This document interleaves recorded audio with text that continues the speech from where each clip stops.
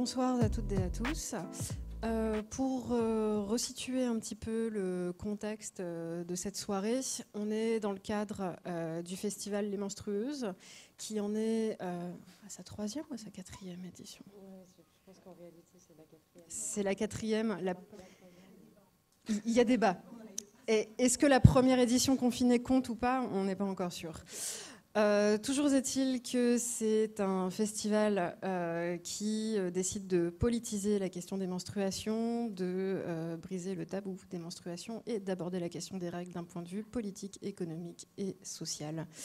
Et chaque année, à partir de ce festival, qui est organisé par l'Espace Mendès France et qui a été fondé par Héloïse Morel, Stéphanie Tabois, qui est sociologue à l'Université de Poitiers, et moi-même, Marion Coville, sociologue à l'Université de Poitiers également, on consacre une journée d'études à des questions qui sont complètement liées à la question des menstruations, mais qui cherchent justement à tisser des liens avec d'autres enjeux de société, avec d'autres discriminations.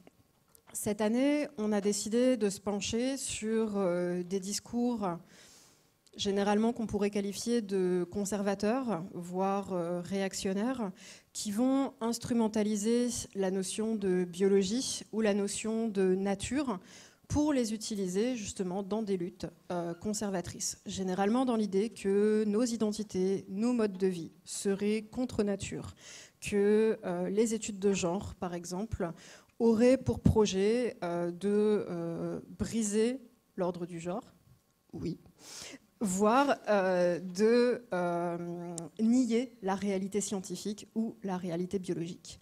On a passé une journée ensemble à détricoter ces questions avec plusieurs panels où on a essayé justement de se pencher un petit peu sur les discours médiatiques, la manière dont ils circulaient à travers 3 enjeux. Ce matin, on a parlé des parentalités. On a parlé des mompreneurs, des nouveaux pères qui se présentent dans la lutte pour le congé paternité et la manière aussi dont ils reconduisent des masculinités hégémoniques.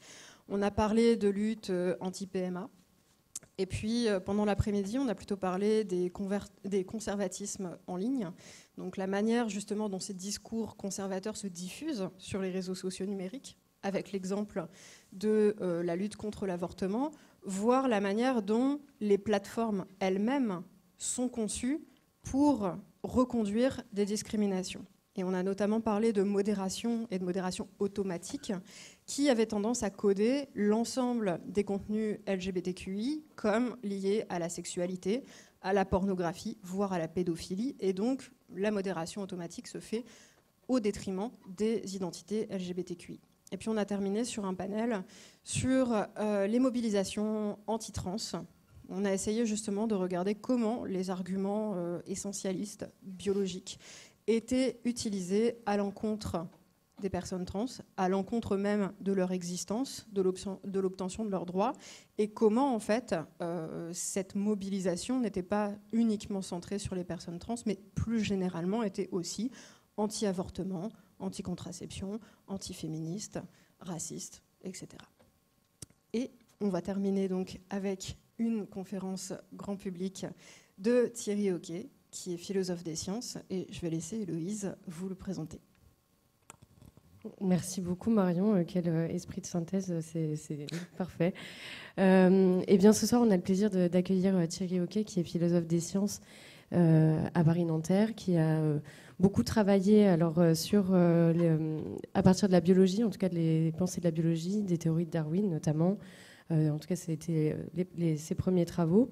Et sur Buffon aussi, enfin, c'était même le travail de thèse, il me semble. Et voilà, vous pouvez le voir par rapport au partenariat que nous avons avec la librairie La Belle Aventure, qu'il y a au moins, là, ici, 2 ouvrages. Mais en fait, ce n'est qu'une partie du travail de Thierry sur le genre à l'épreuve de la biologie. En tout cas, c'est des questions qu'il a longuement travaillées, qui a même donné lieu, alors malheureusement nous ne l'avons pas, mais un récit de fiction qui s'appelle Sexus Nullus, dans lequel est imaginé l'abandon en fait de l'identité. En tout cas, ça a été aussi une conférence qui a été donné avec l'espacement des soins. Merci Marion. Voilà, Sexus Nullus ou l'égalité. Et donc, tu étais déjà venue en 2016 avec cette question: peut-on vivre sans la mention du sexe à l'état civil? Donc là, on reprend une autre question qui est liée à toutes les réflexions qui ont eu lieu aujourd'hui. Peut-on être contre nature? Puisque c'est une formulation qu'on a pu entendre justement dans un certain nombre de discours, notamment sur des mobilisations contre des lois, par exemple en 2013 pour l'accès au mariage pour tous et toutes.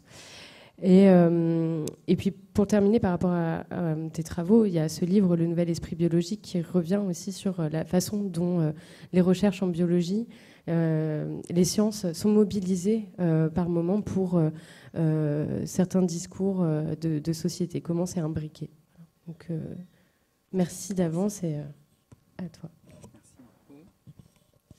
Merci, voilà, ça marche très bien.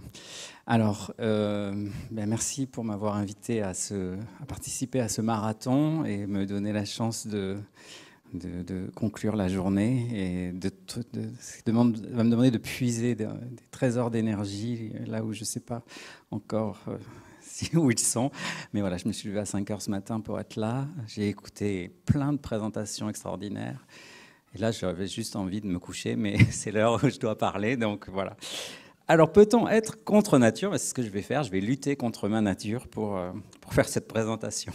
Donc, nous sommes ici au festival Les Menstrueuses. Et alors, on vous l'a peut-être dit 150 000 fois, mais moi, ce qui me plaît, ce qui me frappe dans ce mot, en fait, c'est sa proximité, bien sûr, avec monstrueuse.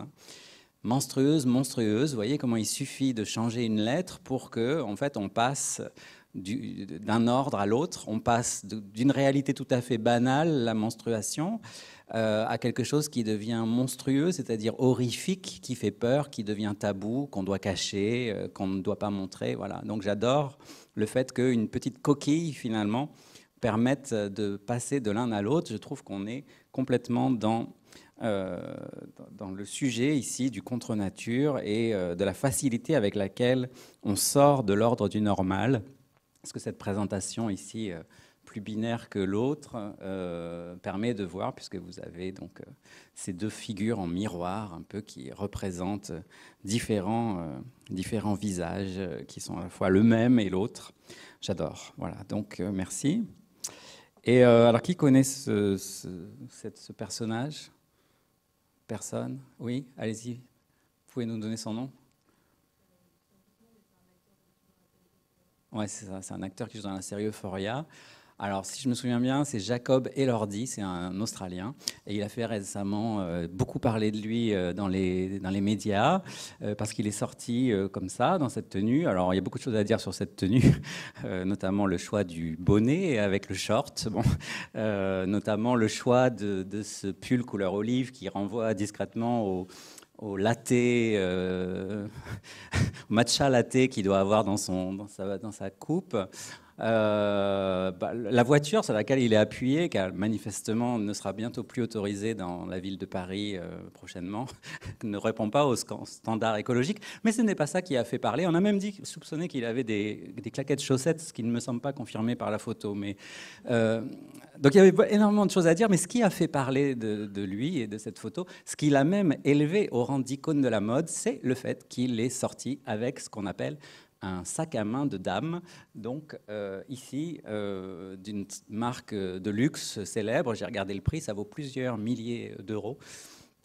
Voilà, et c'est ça qui l'a érigé en icône de la mode, mais aussi qui a suscité quantité de commentaires. C'est quelqu'un qui a un pédigré hétérosexuel tout à fait bien documenté sur Wikipédia, mais tout à coup, le fait d'avoir ce sac à main a créé un doute. Et j'ai trouvé ça tout à fait intéressant, comment finalement, quelque chose qui relève manifestement du superficiel, on pourrait dire du social, de la mode, peut-être du genre, je ne sais pas si je peux aller jusque-là, mais a soulevé quantité d'interrogations sur l'authenticité des sentiments, sur la personne intime de cette personne. Et je ne sais pas comment ça va rétroagir sur lui et si bientôt on va avoir un coming out gay. Enfin, tout est possible à partir du moment où ce sac à main a été sorti. Bon, c'est à ça que voilà, c'est ça que j'ai choisi comme introduction pour mon propos. Vous voyez le niveau un peu que je veux donner à cette conférence. C'est-à-dire, non, pour moi, c'est essentiel de réfléchir comment un sac à main peut devenir le révélateur de votre essence la plus intime, en fait. C'est ça. Comment, tout à coup, votre sexualité va être traduite, transcrite dans un simple accessoire de mode. Voilà. Alors, ce que je voudrais faire pour commencer, c'est qu'on a parlé d'essentialisation. C'était une journée consacrée à étudier les nouveaux essentialismes. Et je voudrais essayer de distinguer différentes manières d'essentialiser. Alors, je vais les appeler de 3 noms différents. Vitalisme, biologisme et naturalisme. Et je vais essayer de vous expliquer ce que j'entends par là.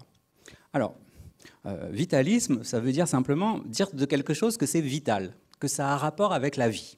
Par exemple, si je vous interroge sur la pensée, vous pouvez dire la pensée relève de l'âme, de quelque chose qui n'est pas matériel.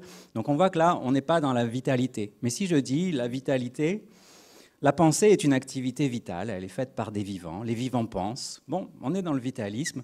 De la même manière, si je vous dis par exemple la technique, ici on a l'impression de quelque chose qui n'est pas vivant, mais si je vous dis la technique c'est produit par des vivants, eh bien, je vitalise la technique.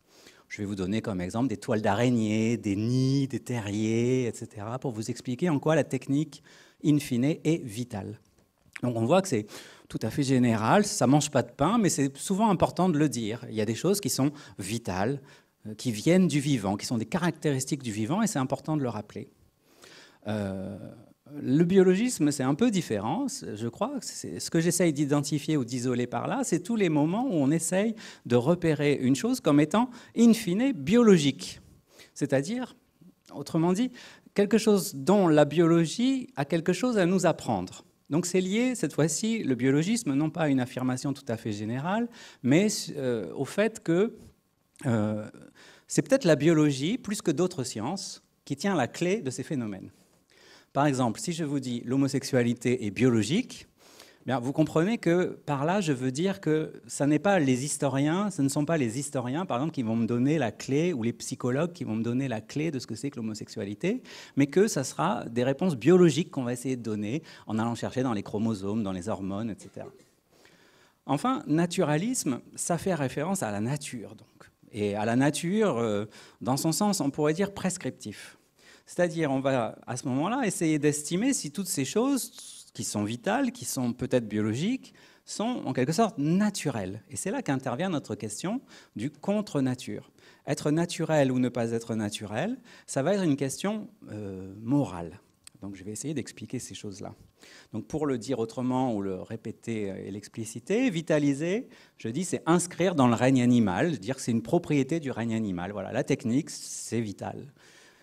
Ça appartient au règne animal. Et in fine, c'est donc dégonfler cette chose et la réduire. C'est dire, en fait, non, ça n'est pas quelque chose de métaphysique, quelque chose de flottant, quelque chose qui est autre que nous. Non, ça fait partie de notre vie. Biologiser, c'est reconduire à des lois, inscrire dans un ordre général que décrit la biologie, chercher des causes biologiques aux phénomènes, réputés biologiques. C'est-à-dire, vous comprenez bien qu'une cause biologique, elle va faire référence à des concepts biologiques. Si je dis, ce sont des phénomènes liés aux atomes, on n'est pas dans la biologie, là, on est dans la physique-chimie. Voilà. Naturaliser, c'est légitimer et moraliser. Et donc, à contrario, être contre nature, c'est être illégitime et immoral. Donc, on voit que ces différents actes, ces différentes manières d'essentialiser, elles appartiennent à différents domaines. Alors, je les désigne en gros, mais en gros, vitaliser, c'est dire que c'est régler un problème de métaphysique. Est-ce que ça appartient au monde tel qu'il est ou à un autre monde ? Biologiser, ça a rapport à une science particulière et à ses concepts. Naturaliser, je l'ai dit, ça a rapport avec la morale. Je les ai bien distingués, mais en vérité, quand on va regarder un peu comment ça se passe concrètement, on va s'apercevoir que c'est très facile de passer de l'un à l'autre. Là, je les ai isolés de manière simple, mais en fait, ce sont des attitudes qui s'engendrent l'une l'autre et qui sont souvent, contagieuses un peu. Mon premier exemple, je vais l'emprunter à un biologiste britannique qui s'appelle Kevin Laland, qui a publié récemment ce livre, La symphonie inachevée de Darwin, qui concerne en fait c'est comment la culture a façonné l'esprit humain. Voilà. Et donc, il a reproduit dans ce livre une photo qui illustrait un article publié dans la prestigieuse revue Science en 2010, où on le voit tondre le gazon avec son fils. Et évidemment, là, vous comprenez ce que ça veut dire vitaliser, en fait. Vitaliser un phénomène, c'est-à-dire vous avez une photo de deux individus humains, un père et son fils, et puis vous avez le petit garçon, en fait, qui a sa petite tondeuse à gazon. Voilà. Mais ça a été publié dans la revue Science. Donc, en fait, c'est pas juste que pour vous dire que le petit garçon avait eu une tondeuse à gazon pour Noël. C'est pour vous dire que cette photo illustre un processus biologique plus fondamental. Ici, l'imitation, en fait. L'imitation telle qu'on l'observe chez les poissons, etc. Plein d'êtres vivants. Donc on voit, c'est tout à fait anodin, mais c'est très intéressant comme attitude. Une photo de famille devient un document qui atteste du fait qu'un processus vital est à l'œuvre. De la même manière, ce sont d'autres photos tirées du livre. Vous voyez ici comment, d'un côté, la danse contemporaine est mise en parallèle avec des performances qu'on voit sur des vidéos virales sur les réseaux sociaux, avec un cacatoès qui danse. Ici, de la même manière, il n'est pas en train de vous dire simplement que ce sont les mêmes principes qui sont à l'œuvre chez le cacatoès et le groupe de danse contemporaine, mais malgré tout, il y a quelque chose de commun dans cette volonté de bouger en rythme. Et ce qui est commun là-dedans, c'est que ce sont des activités vitales. Alors, évidemment, vous voyez qu'une fois qu'on a dit ça, on a envie d'en savoir plus, en fait. On a envie de savoir ce qu'il y a de commun, on a envie de savoir si c'est vraiment la même chose. Et donc, on est amené à aller plus loin, on est amené à faire de la biologie. Alors, mon deuxième exemple, pour illustrer justement ce que c'est que biologiser, je vais aller le chercher très très loin de la biologie, dans ce proverbe japonais qu'on voit cité parfois, « Deru kugi wa utareru ». Donc, c'est le clou qui dépasse doit être écrasé. Donc, c'est une phrase qu'on cite parfois, souvent, pour expliquer les caractéristiques de la société japonaise, et en particulier, s'il y a des anthropologues, ils comprendront le caractère holiste de la société japonaise qui est censé écraser l'individu et ne pas laisser dépasser de tête folle. Alors, on est très loin de la biologie, vous le voyez, vous le comprenez, et pourtant, il y a eu des articles qui ont cherché à étudier la coévolution entre les gènes et la culture à l'origine des dynamiques entre individualisme et collectivisme, de la tension entre une société individualiste ou une société holiste, vous voyez, et mettre ça en rapport avec un gène transporteur de sérotonine. Voilà. Donc, je ne suis pas allé plus loin dans l'étude de cet article, mais ce qui m'a intéressé ici, c'est de voir que, en fait, on peut tout biologiser, en fait. On peut tout biologiser. Et ça, c'est un exemple qui est un peu plus familier peut-être, mais qui est très important. C'est, vous voyez, un article qui est paru, qui est déjà ancien, qui a plus de 20 ans maintenant, mais sur les choix de jouets, et ce que les sociologues expliquent comme relevant de l'histoire et la culture et le capitalisme, etc. Eh bien, des psychologues essayent de l'expliquer biologiquement, en montrant que des petits singes vervés qui sont à l'abri de la publicité et du marketing et du vendredi noir et autres choses, etc., eh bien, sont, malgré tout, ont des préférences, expriment des préférences, les mâles pour des petites voitures, les femelles pour des petites poupées. Et donc, on voit bien ici comment, une fois qu'on a essayé de biologiser la chose, eh bien, on a l'impression que ça vient de loin. Et si ça vient de loin, ça veut dire que c'est en quelque sorte commandé par quelque chose de très profond. Et du biologisme, on passe naturellement au naturalisme, c'est-à-dire à l'idée qu'il y a des bonnes manières et des mauvaises manières de faire. Alors, des bonnes et des mauvaises manières, on a eu récemment l'exemple avec les fameux, peut-être, lions gays du Masai Mara au Kenya. Donc, on aurait observé dans le parc du Masai Mara des lions qui avaient des comportements homosexuels. Ne me demandez pas s'ils étaient vraiment en train de copuler ou pas, si c'était vraiment des mâles ou pas, je n'en sais rien. Ce sont des photos que j'ai récupérées sur Internet. Ce qui est intéressant, c'est que la polémique qui a eu lieu à partir de ça. C'est-à-dire que vous avez tout à coup des animaux aux attributs masculins, mâles, tout à fait explicites, qui s'engagent dans des comportements. Donc là, on pourrait dire, bon, il s'agit de juvéniles plus, mais là, on aurait des mâles achevés. Alors, quel est le sens de ces comportements? Qu'est-ce que ça veut dire? Alors, De la même manière, je ne connais rien à la société kenyane, mais les articles qui rapportent sur cette affaire, Nairobi News, etc., rapportent des propos de ce monsieur qui apparemment était directeur de la censure. Je ne sais pas s'il y a un bureau de la censure au Kenya, mais c'est ce qu'on lisait dans l'article, qui disait donc, si nos lions commencent à adopter un comportement homosexuel, alors ce sera sans doute la fin de cette espèce animale. Donc vous avez cette promesse de cataclysme qui est annoncée par le fait d'avoir ce comportement homosexuel. Et à cela s'ajoute le fait que ce monsieur aurait suggéré que, également, si les lions ont adopté ce comportement, c'est parce qu'ils auraient vu des touristes occidentaux qui leur aurait donné le mauvais exemple. Voilà, donc vous voyez, ça va chercher très très loin. Mais donc ici, on a très clairement cette idée qu'il y a des choses qui ne sont pas bonnes, et si elles ne sont pas bonnes, elles ne peuvent pas être dans la nature, elles viennent en fait des êtres humains qui en sont à l'origine.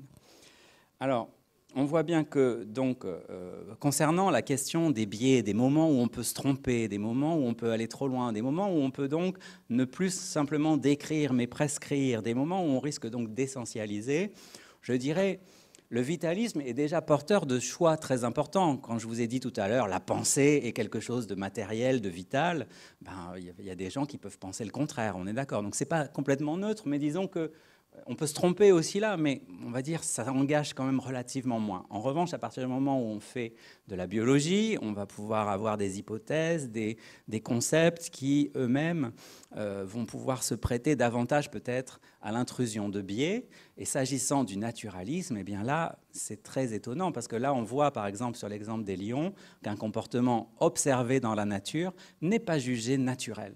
Et donc là, on a véritablement la question des valeurs qui sont manifestes dans le naturalisme. Et donc c'est là que, principalement, notre affaire va se jouer. Alors, ça c'était pour le cadre général. Disons que, comment est-ce qu'on définit techniquement le contre-nature dans l'histoire de la philosophie ? Alors, je donne quelques citations qui donnent des repères dans la philosophie classique, parce que c'est mon métier, mais disons qu'on lit dans le dialogue de Platon qui s'appelle « Les lois », l'opposition entre ce qui est conforme à la nature, c'est-à-dire, comme exemple, la relation qui lie l'homme à la femme en vue de la génération, et contre nature, la relation homosexuelle, en fait, le mâle avec le mâle, la femelle avec la femelle. Alors, on peut dire que c'est la définition la plus plate et la plus commune, mais il est intéressant de voir que déjà Aristote apporte ici, sur cette question du contre-nature, des caractérisations légèrement différentes. Vous voyez ici la phrase qui dit « Le monstre est un être contre nature, non pas contre toute la nature, mais contre la nature telle qu'elle se présente le plus souvent. » Ainsi, la question d'être contre nature n'est plus une propriété générale, mais quelque chose de relatif à un contexte. Vous avez ceux qui se présentent le plus souvent, et puis vous auriez le contre-nature qui serait en fait le cas rare, en fait, l'occurrence rare.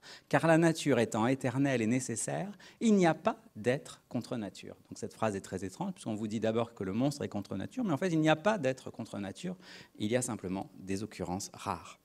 Et c'est ce sens qui est retenu par Cicéron dans son ouvrage sur la divination, dont l'objectif est de montrer que rien dans la nature, rien de ce qui se produit n'est un prodige, que tout est donc naturel. Tout ce qui naît, quel qu'il soit, a nécessairement une cause naturelle.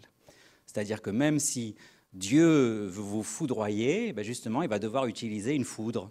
Si la providence divine veut vous punir de vos crimes, elle ne va pas vous volatiliser comme ça. Elle va utiliser une tuile qui va tomber du toit, une voiture qui va vous renverser. Vous voyez, même la malédiction divine doit passer par une cause physique et naturelle. Voilà. Donc c'est très intéressant. Il y a toujours une cause naturelle à tous les phénomènes.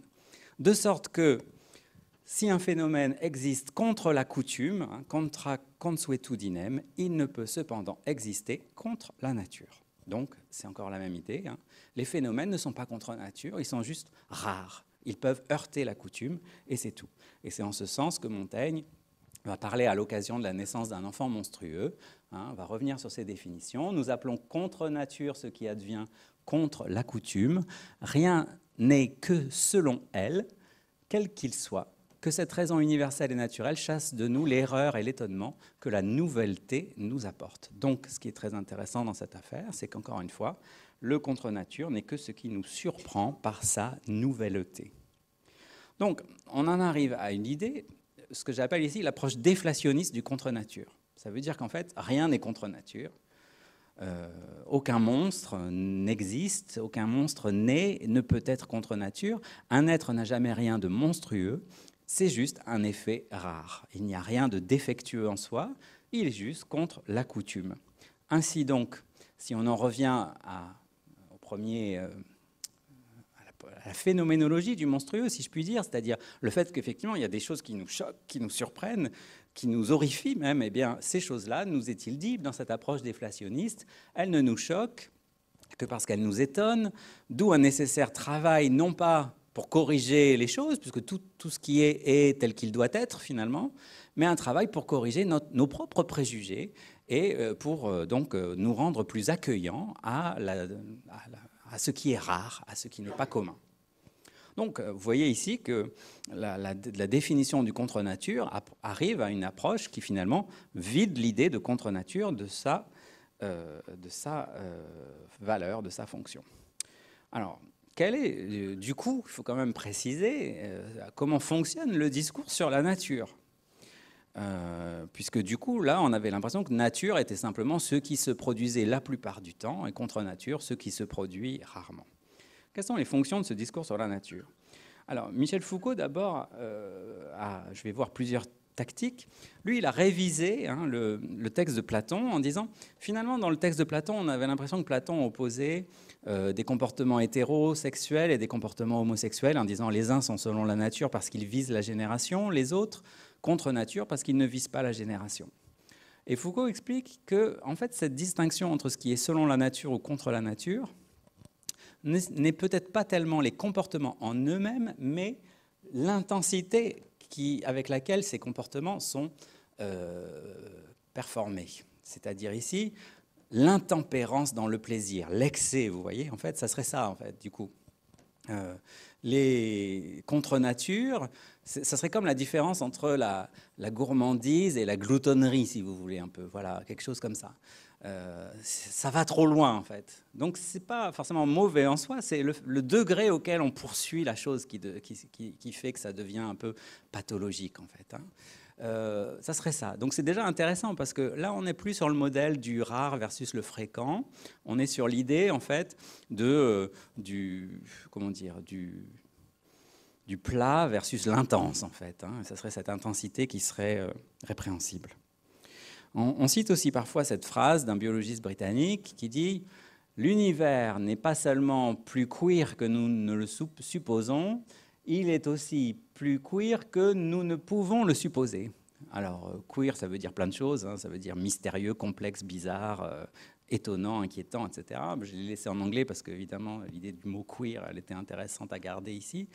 Mais ici, vous voyez, la ruse de ce texte, c'est nous dire, c'est pas simplement que le monde est très compliqué, très complexe, c'est que en fait, il dépasse de loin nos capacités d'entendement. Donc, on revient à cette idée qu'en fait, à l'origine de notre sentiment du queer, du contre-nature, etc., il y a le fait que nous sommes limités dans nos capacités cognitives, et c'est ça une des grandes causes de surprise et d'étonnement.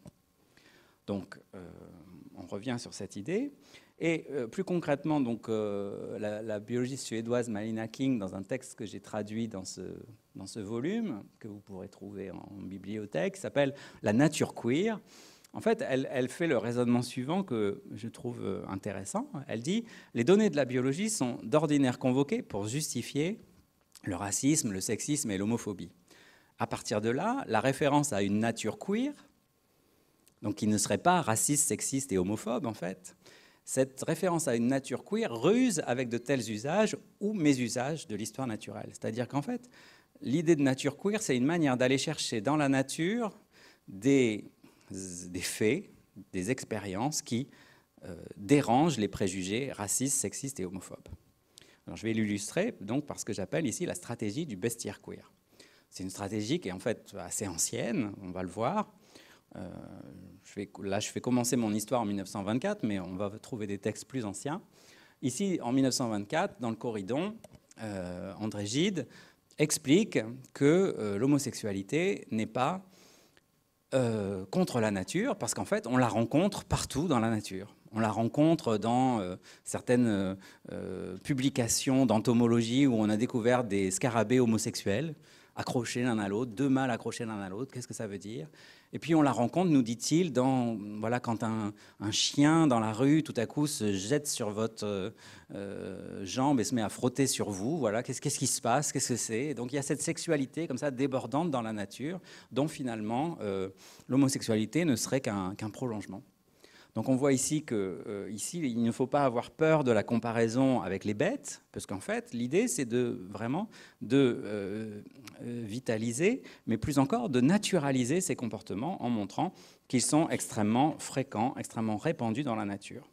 C'est la même stratégie qu'on trouve dans un ouvrage de la toute fin du XXe siècle, ce livre de Bajemil, Exubérance biologique, qui recense en fait tous les cas connus à l'époque de comportements homosexuels ou homosociaux, disons de femelles qui vivent ensemble, etc., sans présence de mâles dans la nature, et il en recense dans 450 groupes animaux, montrant que c'est quand même quelque chose d'extrêmement répandu, et c'est en quelque sorte la Bible du genre, montrer comment on trouve des exemples d'homosexualité dans le règne animal, ce qui permet d'éloigner, bien sûr, cette idée que l'homosexualité serait une simple perversion humaine ou liée au comportement des humains, qui ne savent pas se régler sur la nature. La nature elle-même est exubérante, c'est-à-dire produit des comportements qui ne sont pas standards, qui ne sont pas orientés vers la reproduction.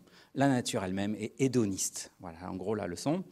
Leçon qui a été entendue et développée par la biologiste John Roughgarden dans différents ouvrages, L'arc-en-ciel de l'évolution, en 2005, et Le gène généreux, que j'ai pu traduire en 2012. Mais donc, on avait cette idée que voilà, y a, les métaphores ici qu'on utilise pour décrire la nature ont un rôle dans, disons, la manière dont notre perception du monde vivant se construit dans les sciences.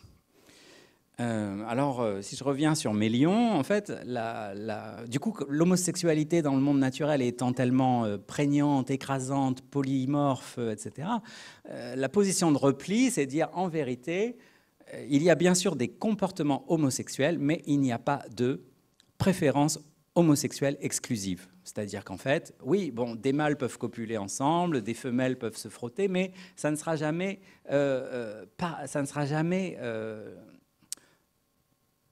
voilà, à l'exclusion de l'hétérosexualité, ça sera en plus ou à défaut de. Voilà.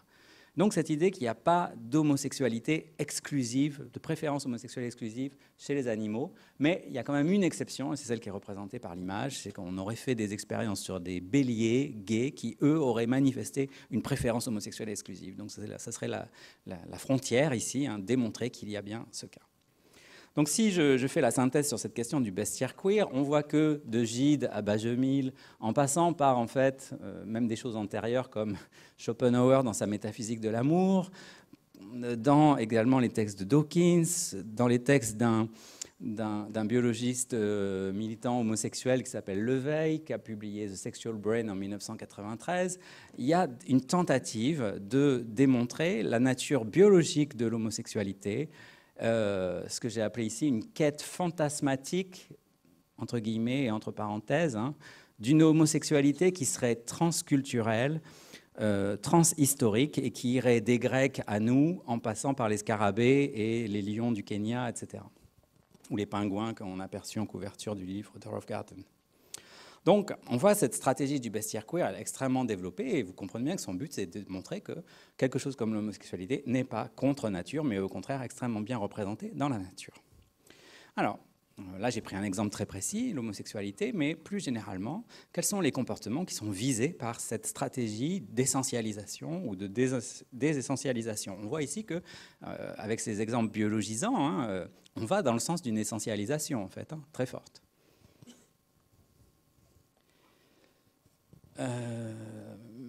On trouve en fait de tout dans la nature. Ici, un exemple célèbre au XVIIIe siècle d'une d'un couple formé par un lapin et une poule. Et donc, vous voyez la fin ici, que le lapin en usait avec la poule, comme il eût fait avec une lapine, et que la poule lui permettait tout ce qu'elle eût pu permettre à un coq. C'est le grand observateur de la nature, Réaumur, qui rapporte ça. Et ça donne lieu à beaucoup de discussions à l'époque sur la nature de ces amours tout à fait inattendus. En fait, la basse-cour en général fait l'objet de beaucoup d'observations. Ici, on lit dans l'Histoire naturelle du coq de Buffon cette phrase qui est tout à fait symptomatique. On voit souvent dans les basses-cours un coq sevré de poule se servir d'un autre coq, d'un chapon, d'un dindon, d'un canard. Qui sait tout ce qui se passe en amour au fond des bois? Qui peut nombrer les jouissances illégitimes entre gens d'espèces différentes? Donc là, ce qui est très frappant, encore une fois, c'est que ça ne s'agit plus seulement d'homosexualité, même si c'est de l'homosexualité aussi, mais c'est aussi du transspécisme ou de ce que nous, on appellerait de la zoophilie, je pense, mais interespèces, des amours interespèces, en fait, dans le monde de la basse-cour. En fait, c'est toujours la même idée, c'est-à-dire cette idée d'une énergie sexuelle profuse qui cherche à s'épanouir par tous les moyens possibles. Ce qui est frappant malgré tout, et ce dont il faut bien avoir conscience, c'est que dire que le coq commet tous ces actes n'est pas quelque chose qui est moralement ou politiquement neutre, car le coq est par excellence un emblème, en fait, un emblème moral, avec ses très terrible éperon ici, derrière les pattes, avec sa crête et ses barbillons, avec sa queue tout à fait caractéristique. Le coq est un exemple de masculinité et qui est entouré de ses poules et évidemment donne lieu à un certain mode d'organisation sociale, en fait, une sorte d'organisation sociale rêvée autour du modèle du coq et de ses poules, et également de tout ce qu'on appelle les combats de coqs, en fait, qui sont tout à fait existants et pratiqués à l'époque. Et cela donne lieu, du coup, à cette remarque de Jean-Jacques Rousseau, en fait, dans le discours sur l'origine de l'inégalité, qu'on appelle aussi le second discours. Ainsi, les combats de coqs ne forment point une induction pour l'espèce humaine. En gros, ça veut dire, n'essayez pas de déduire du fait que chez les coqs, il y a des combats, des conclusions pour notre espèce. Alors, c'est intéressant de la part de Rousseau, parce que lui-même, Rousseau, vous savez peut-être qu'il n'était pas extrêmement progressiste sur la question de la différence des sexes, et que si vous avez lu, par exemple, son livre « L'Émile », eh bien, la 5e partie, quand il en arrive à la description de comment il faut élever non plus Émile le garçon, mais Sophie la fille, eh bien, c'est assez réac, assez conservateur, mais on voit qu'il y a une grosse tension sur quels sont les modèles animaux dont on peut tirer des conclusions pour savoir comment nous, les humains, nous devons nous organiser. Je donne simplement cet exemple que je vous résume très vite, mais c'est l'impératrice Barbe, à qui que l'on incitait à imiter la tourterelle qui demeure seule toute sa vie lorsqu'elle perd son premier mari. Et Barbe aurait répondu: « Si vous avez à me proposer l'exemple des bêtes, proposez-moi celui des pigeons et des moineaux. » Sous-entendu, ce sont des espèces chez qui il y a beaucoup plus de liberté sexuelle. L'exemple, en fait, est très ancien. Ici, dans les Métamorphoses d'Ovide, Mira, qui est amoureuse de son père, à cause de l'intervention des dieux, bien sûr, qui veulent se venger, est pleine de confusion. Et dans sa confusion, elle évoque la nature, en fait, en s'interrogeant sur le fait que, non pas que les humains sont contre nature au sens où ils feraient pire que les bêtes, mais au contraire que les humains sont contre nature au sens où ils s'interdisent des choses que les bêtes s'autorisent. Ici, vous voyez, les droits du sang ne semblent pas condamner mon penchant, mon amour pour mon père, donc. Les animaux s'unissent sans choix. Le taureau ne rougit pas de rendre mère la génisse à laquelle il a donné vie. Le cheval peut féconder la cavale dont il est le père. Le bélier, les brebis qui lui doivent le jour. Et l'oiseau, le sein qui l'a conçu. Heureux les êtres dont rien ne gêne cette douce liberté. L'être humain, trop sage, s'est enchaîné par de cruelles entraves. Donc, on en arrive à cette idée que ce que j'ai appelé ici la face obscure de la nature. Dans la nature, il n'y a pas simplement des trucs sympas, en l'occurrence ici, je sais pas, de l'homosexualité ou une liberté sexuelle plus grande. Il y a aussi de l'inceste, il y a aussi de l'infanticide, il y a aussi du siblicide, c'est-à-dire des frères et sœurs qui se tuent mutuellement. Il y a des copulations forcées dont on s'est beaucoup demandé si on devait les appeler des viols ou pas. Il y a eu des débats énormes là-dessus dans les années 80. Il y a toutes sortes de choses qui font que la nature n'est pas du tout quelque chose d'idéal en soi. Donc, dans ce sens, face à une nature qui est en réalité immorale ou amorale, il y aurait donc une vertu à être contre la nature, c'est-à-dire s'opposer à tout ce que la nature prescrit de monstrueux. Et on voit ici que le règne de la morale s'oppose donc au règne de l'histoire naturelle. Il n'y aurait pas de plus la nature, hein, ce n'est pas contre nature au singulier, mais il aurait fallu mettre un S ici, au sens où il n'y a pas la nature, mais il y a la nature du pigeon, la nature de la tourterelle, la nature. Chaque espèce finalement aurait sa nature, ses propres règles, ses propres conventions. Et évidemment, à ce moment-là, la question que nous posons, hein, ce n'est pas seulement qui nous devons imiter, du coq, de la tourterelle, du pigeon, du moineau, mais c'est quelle est notre nature à nous. Et évidemment, là-dessus, nous n'avons pas de réponse. Nous n'avons pas de réponse, mais nous en cherchons, et cela donne lieu à ce que j'appellerais ici, avec un assemblage paradoxal, les usages subversivo-réactionnaires de la nature.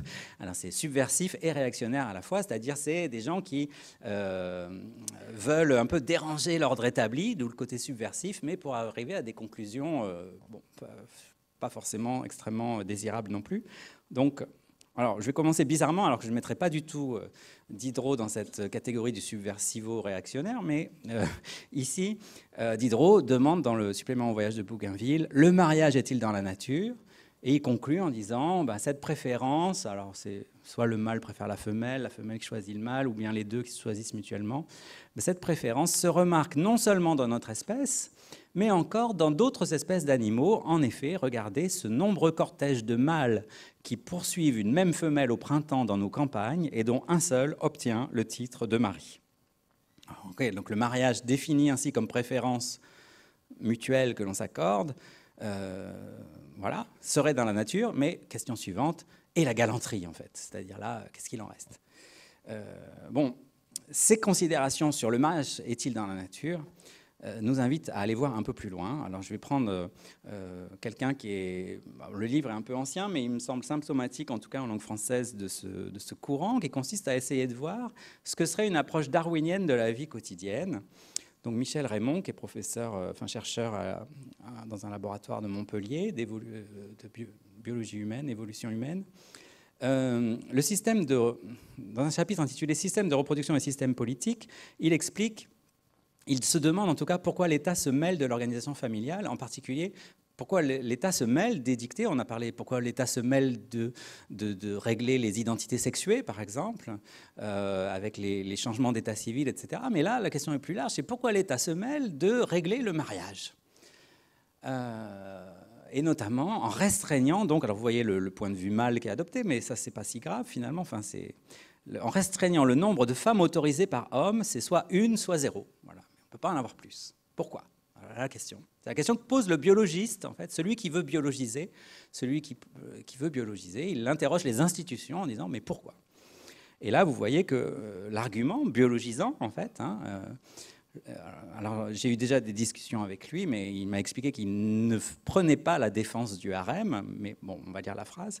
Le harem est in fine un moyen extrêmement performant de reproduction des gènes de son propriétaire au détriment des autres hommes de la société. Il est l'expression d'une richesse considérable qu'il serait dommage de ne pas transmettre à ses descendants.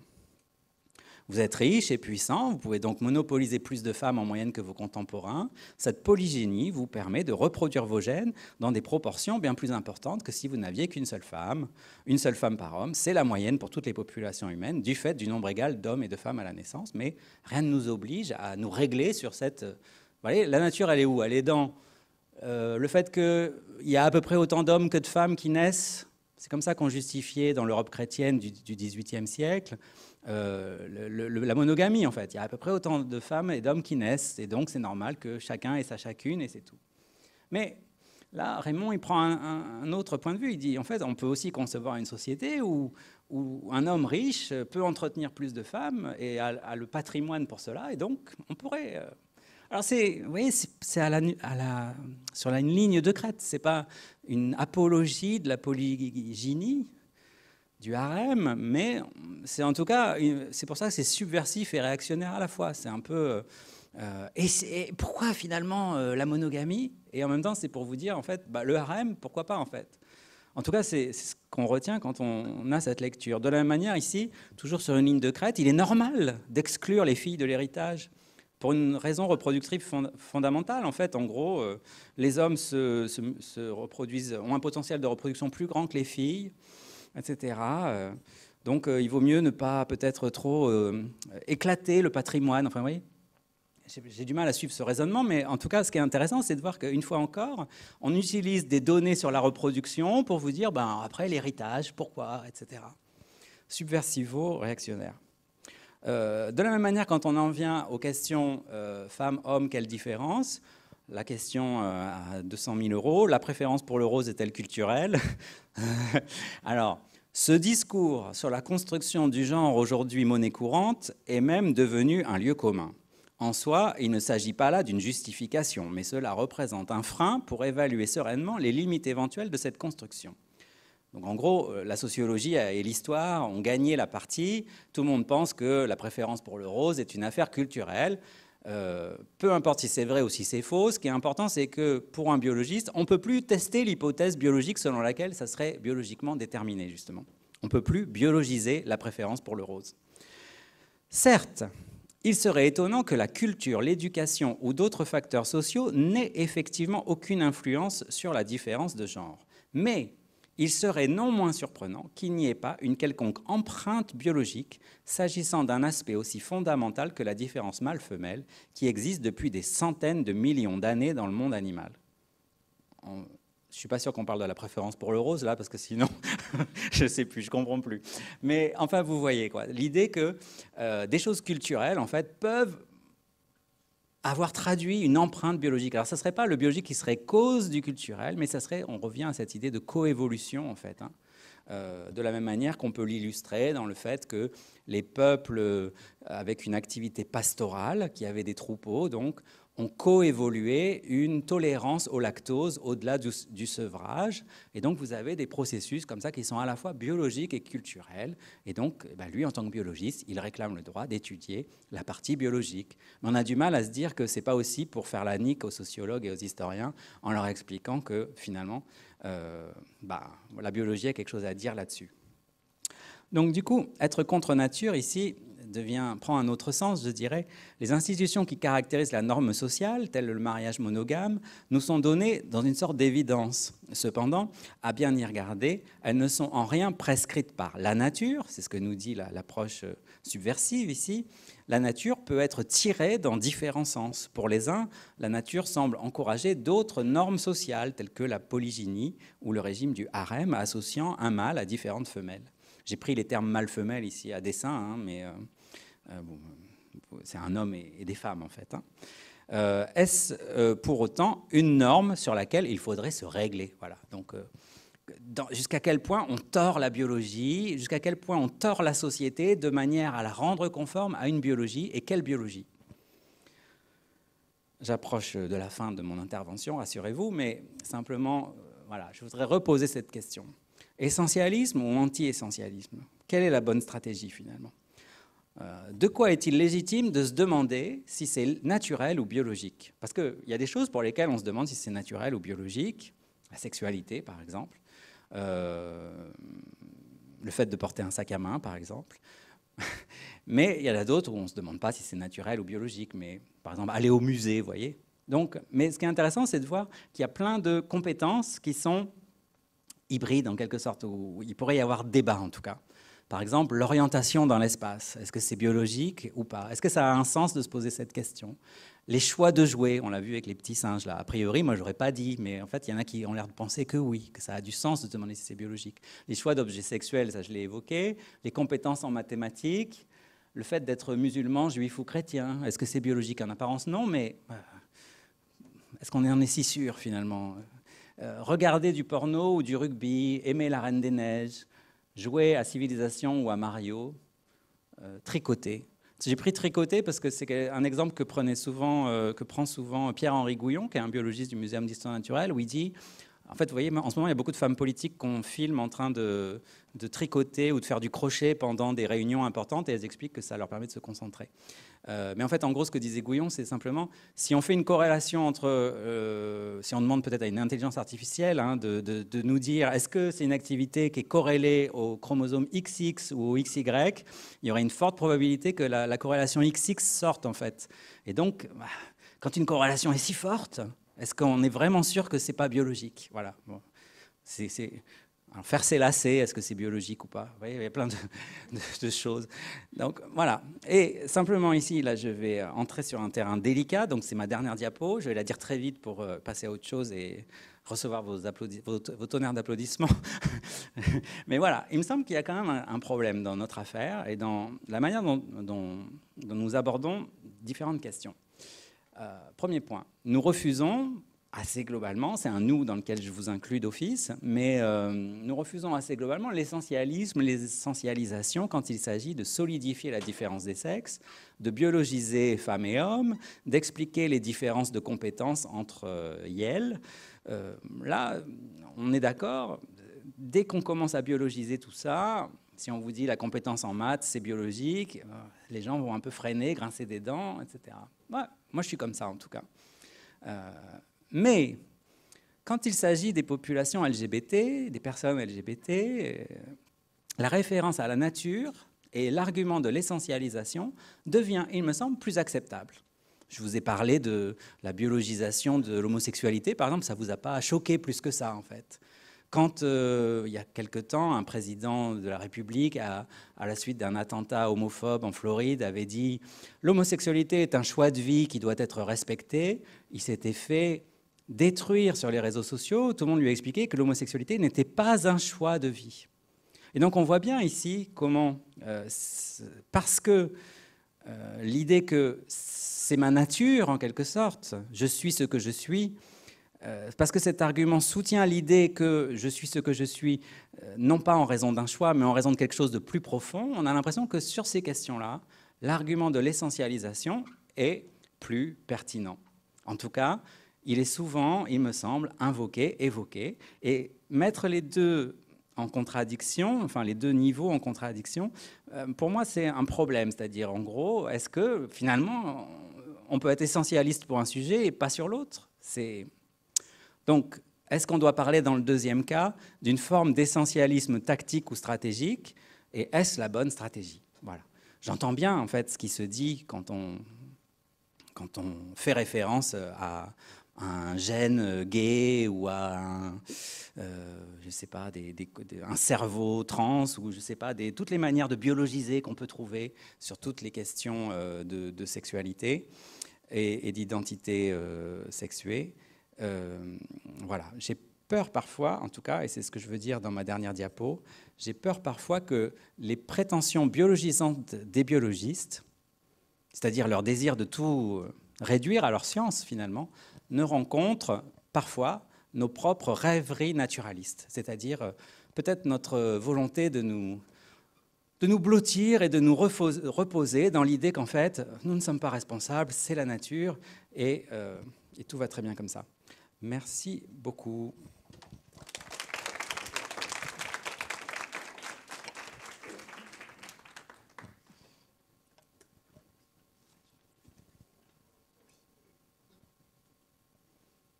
Merci beaucoup. Est-ce qu'il y a des questions, des réactions, des compléments d'informations?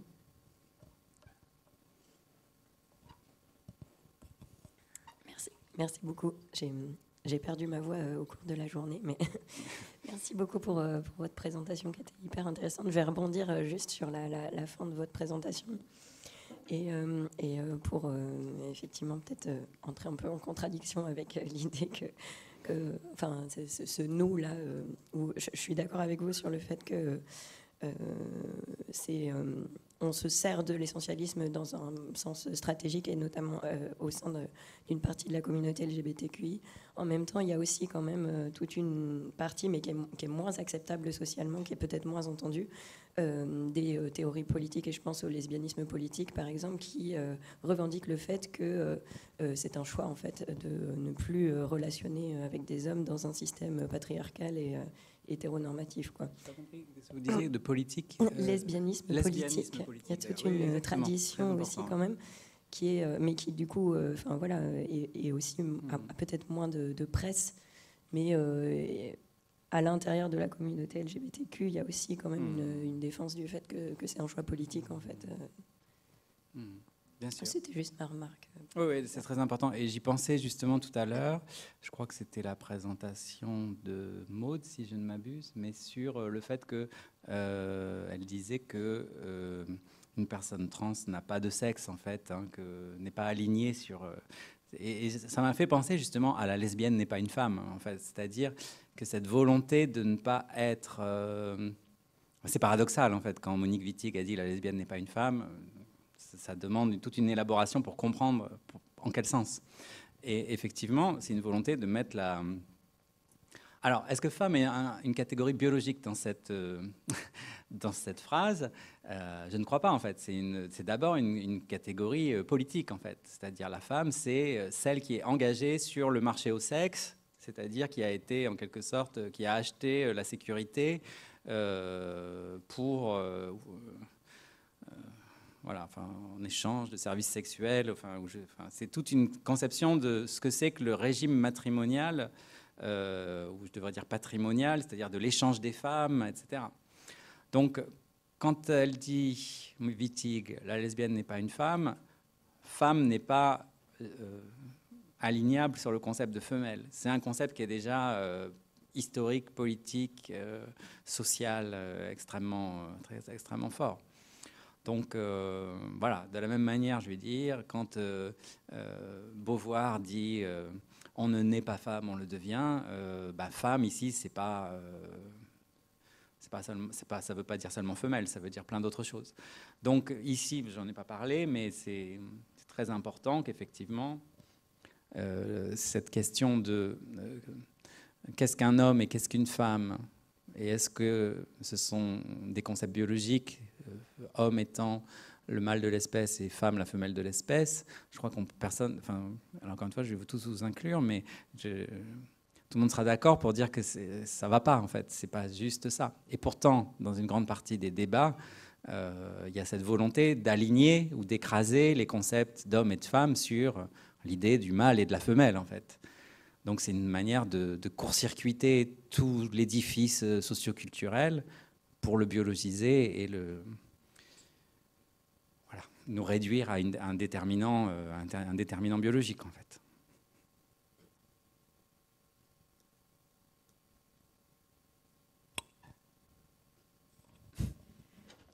Merci beaucoup. Je veux aussi revenir justement sur la dernière slide. C'était le risque. Je vais essayer de construire mon propos, mais je ne promets pas d'y arriver. Pour faire un lien en fait, avec les luttes LGBT et justement l'usage de la biologie, des essentialismes stratégiques, ça m'a fait penser à d'autres luttes sur lesquelles je connais un peu plus, qui sont les luttes des personnes autistes. Et où, en fait, pendant longtemps, l'autisme a été présenté comme une pathologie qui était notamment de la faute des mères, qui ne seraient pas suffisamment occupées des enfants. Et donc, c'est justement le fait que les mères n'étaient pas assez maternantes qui faisait que les enfants devenaient autistes.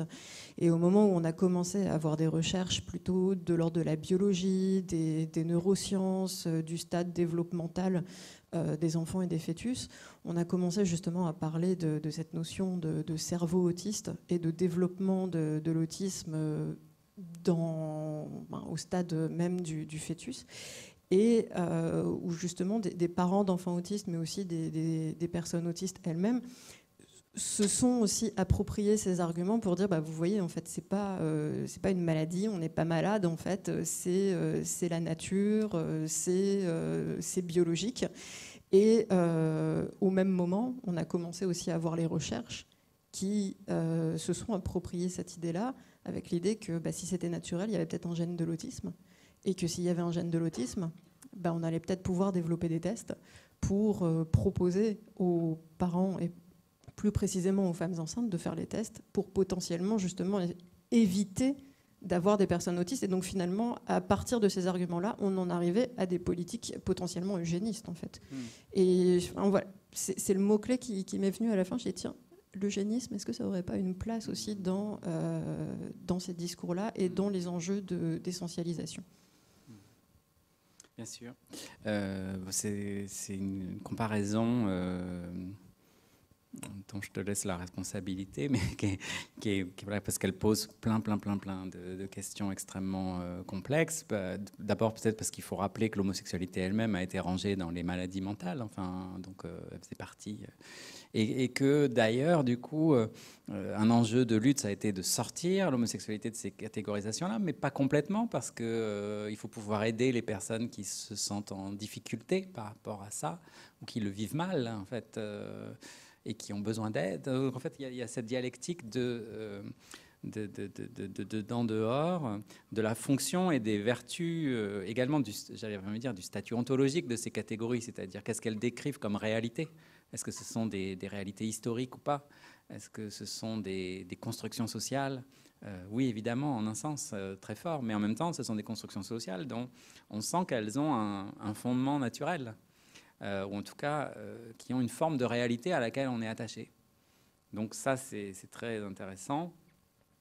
Mais je voudrais, pour répondre à ça, simplement sur la question des catégories et de leur construction et de leur historicité, indiquer également ce qu'on appelle maintenant, depuis Ian Hacking, le nominalisme dynamique, c'est-à-dire le fait que nous sommes des agents, des sujets qui ne font pas que être classés dans des catégories, mais qui réagissent aux catégories avec lesquelles on les classe.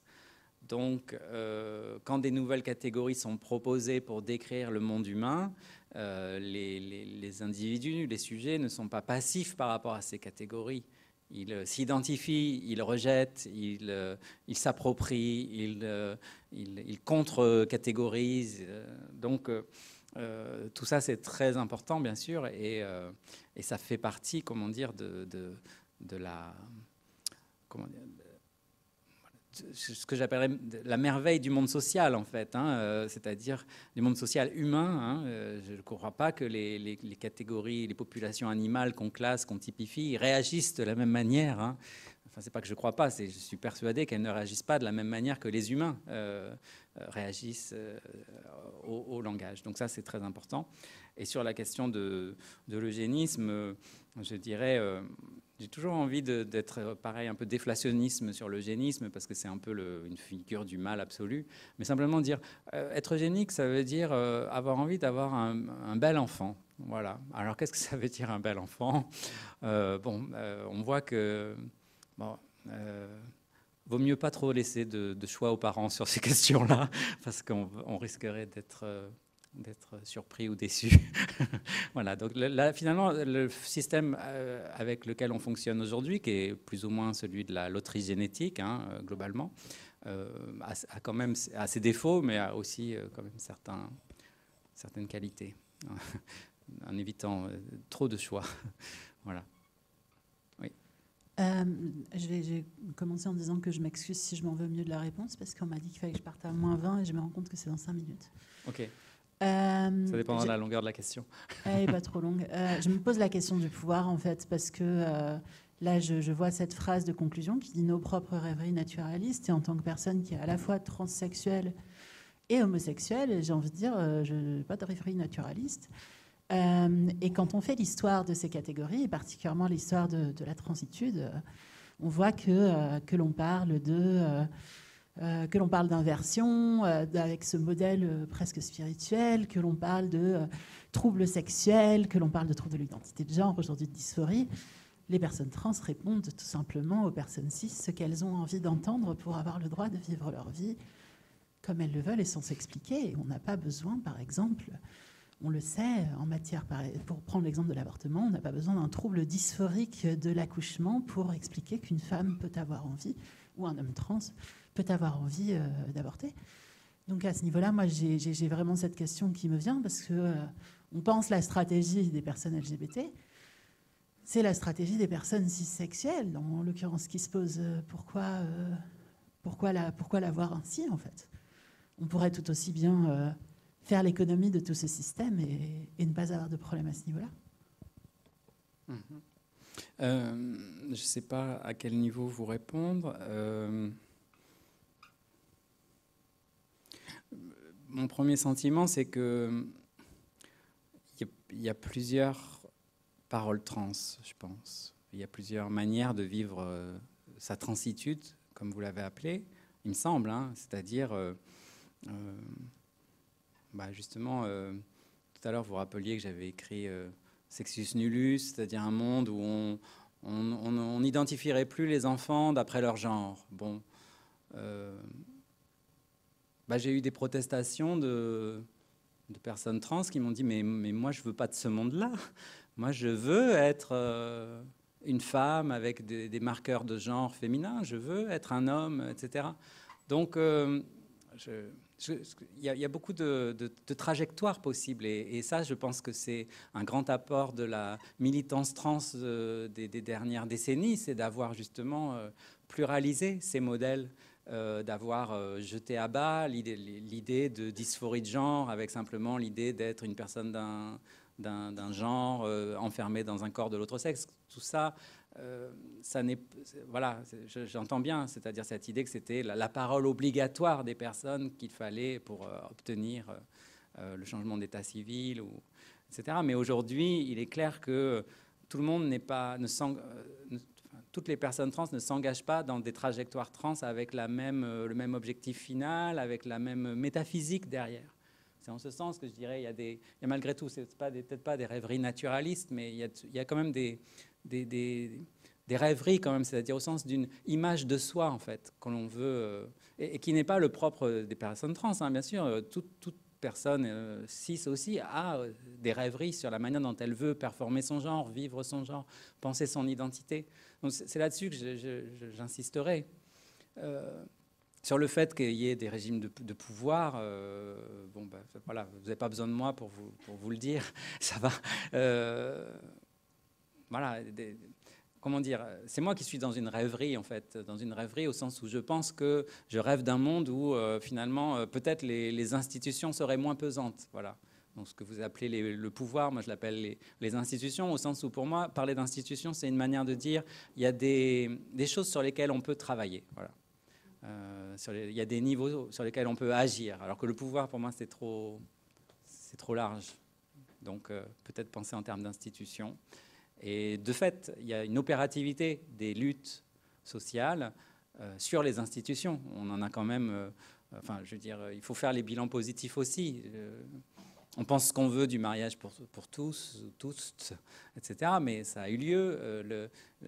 Idem pour l'élargissement, l'ouverture de la procréation médicalement assistée.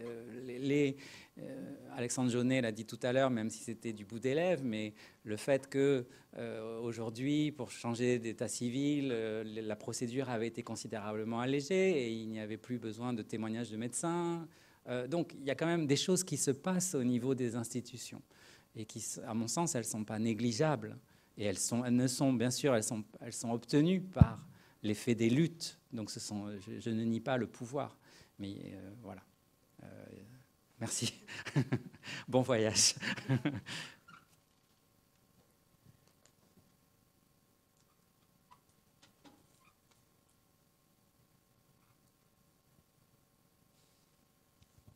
L'ultime question.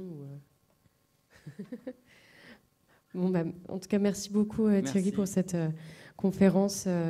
Si vous voulez discuter de manière informelle, voilà, consultez les livres qui sont disponibles. Et demain, un rendez-vous, donc je mentionnais tout à l'heure, mais tout le monde n'était pas forcément présent. Nous accueillons 2 artistes en résidence, Biloumen et Leslie, qui ont une proposition qui a à voir sur le titre par rapport à ce que tu as mentionné, puisque ça s'appelle Corps Monstre. apprivoiser son image avec la matière. Donc c'est demain soir à 18h30 et c'est dans un autre espace qui est l'espace Mont d'Espérance, qui est l'espace Galilée, qui est une sorte de black box dans laquelle elles vont faire une proposition de projection, de photographie, de diapositives. Je ne vous en dis pas plus, mais elles ont travaillé entre matérialité et corporéité. Donc vous êtes les bienvenus. C'est gratuit, c'est entrée libre. Et après, ça s'enchaîne avec la clôture du festival Égal à Égal, dont on est partenaire, le Festival des Menstrueuses, avec une Bloody Boom au Confort Moderne, avec des DJ sets, un concert de DJ sets, et puis le concert des Vulves Assassines. Donc ça, c'est une coproduction avec le Confort Moderne et le Festival Égal à Égal. Et voilà, après, il y a le samedi encore, le dimanche. On vous laisse découvrir le programme. Merci beaucoup. Bravo pour cette organisation monstrueuse, monumentale. Bravo. Merci beaucoup Thierry et bonne soirée à tout le monde.